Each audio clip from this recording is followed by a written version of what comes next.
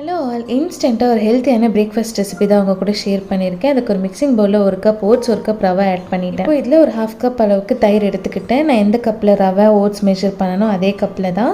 இப்போ இதிலே கொஞ்சமாக தண்ணி சேர்த்து இந்த கன்சிஸ்டன்சிக்கு மிக்ஸ் பண்ணிட்டேன். இதுக்கு ஒரு தாளிப்பு ஆட் பண்ண போகிறோம். அதுக்கு ஒரு பேனில் ஆயில் சேர்த்துக்கிட்டு கடுகு, கடலைப்பருப்பு, உளுந்து ஆட் பண்ணிட்டேன்.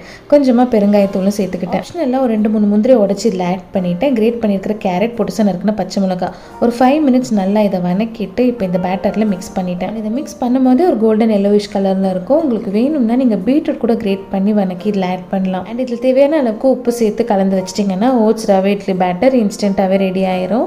இப்போ இதில் இட்லி ஊற்றுறதுக்கு முன்னாடி 1/4 டீஸ்பூன் பேக்கிங் சோடா ஆட் பண்ணி கலந்துட்டேன். அண்ட் இந்த ஓட்ஸ் ரவை இட்லிக்கு நீங்கள் கிரைண்ட் பண்ணாமல் சோக் பண்ணாமல் ரொம்ப இன்ஸ்டண்ட்டாக டக்குன்னு ப்ரிப்பேர் பண்ணக்கூடிய ஒரு ரெசிபி தான். ஹார்ட்லி ஒரு 10 மினிட்ஸ் தான் ஆகும். ஏன்னா இந்த இட்லி அவ்வளோ சாஃப்டாக எம்மியாக இருக்கும். கண்டிப்பாக நீங்களும் ட்ரை பண்ணி பாருங்கள். ரெசிபி பிடிச்சிருந்தா ஒரு லைக் கொடுங்க. அடுத்த வீடியோவில் பார்க்கலாம் ஃப்ரெண்ட்ஸ். பாய்.